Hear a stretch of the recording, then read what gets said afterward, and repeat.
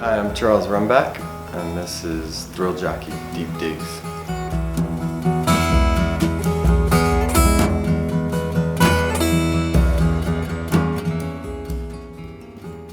Sam Prekop, self-titled. This is one of the first signature sounding Thrill Jockey, or what in my mind is a signature sound of Thrill Jockey, which is like this combination of the Sea and Cake and then like Chicago rhythm section of the time. This album's from '98 and I was living in Kansas at the time and I got this. I think I just got it kind of on a chance because I had checked out Tortoise and the Sea and Cake, and I saw something about this in it was like Modern Painters or something like that.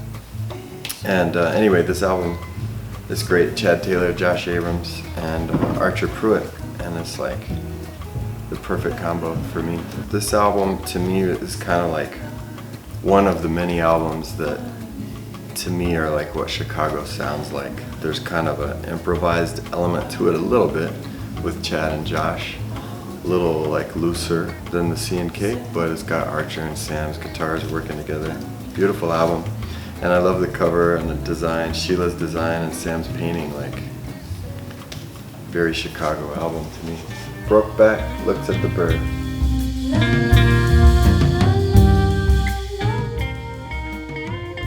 This is another kind of very Chicago album to me. I mean, I came here, I guess, around this time. I moved here in 2001. This came out in 2002. And kind of like the Sam Prekop album, it's very like, it's got an Eric Claridge painting from the Sea and Cake, and features a lot of my favorite Chicago musicians. But one of the things that I found really interesting about this album was I could hear like the elements, I guess the Doug elements of Tortoise, really like under the microscope on this. So I moved here in 2001 to go to school. I knew about a little bit of the scene from before I moved here. I had seen some shows, Nobukazu Takamura and Tortoise, and some shows like that in Kansas. But then when I came here and got to, just started to see all this different stuff, and like Brokeback, Chicago Underground, Frequency, who I'm gonna talk about in a second, and then mixed with other stuff like Town and Country or Dave Pajo, or like just so many different things, but somehow they all had this like common thread between them, and it took me a while to like hear it, I think. But it was an amazing time in the city, I think. And I think for people who were here a little bit before that, it was like the tail end of an even more amazing time. But for me, it was a really inspiring time. Yeah, so I started playing with Doug, surprisingly enough, in Azita's band. And we kind of, became friends. And I had been a fan of his work for a long time. Just kind of improvised together a little bit, and then thought about inviting Bill McKay. And so Bill McKay, and we all have a trio now called Black Duck. Frequency, self-titled.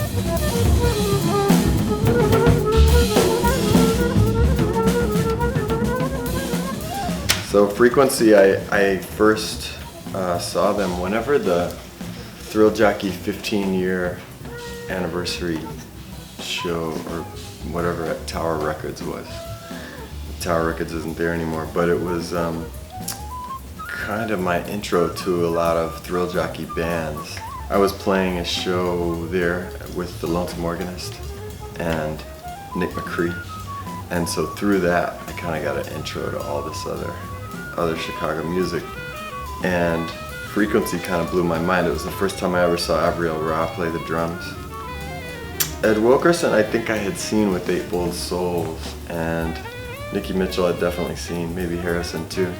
It was an amazing combination of personalities, and I think kind of melodically too, like they play compositions by all of the people. It's a beautiful album. Ed's like, I think, one of the most amazing and underrated musicians in Chicago. He's got a huge, big Chicago tenor sound, but like he can go anywhere, inside or out. Nicole Mitchell, I think a lot of people know about her. She's amazing. Doesn't live here anymore, but I used to see her play all the time. Harrison Bankhead, also another regular on the scene for sure from the old Velvet days.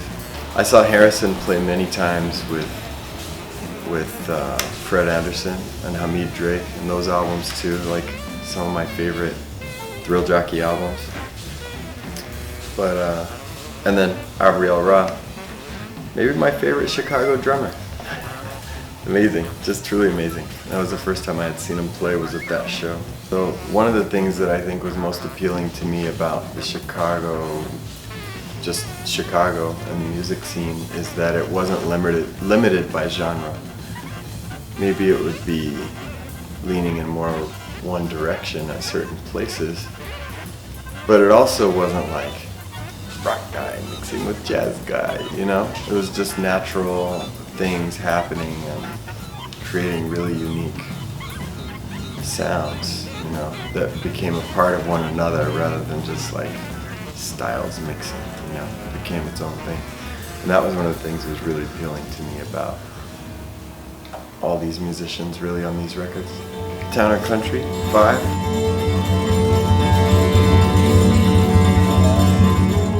Town and Country, I think, was another really cool, underrated Chicago band. Like, to me, they capture a whole other part of the sound of what was happening at that time.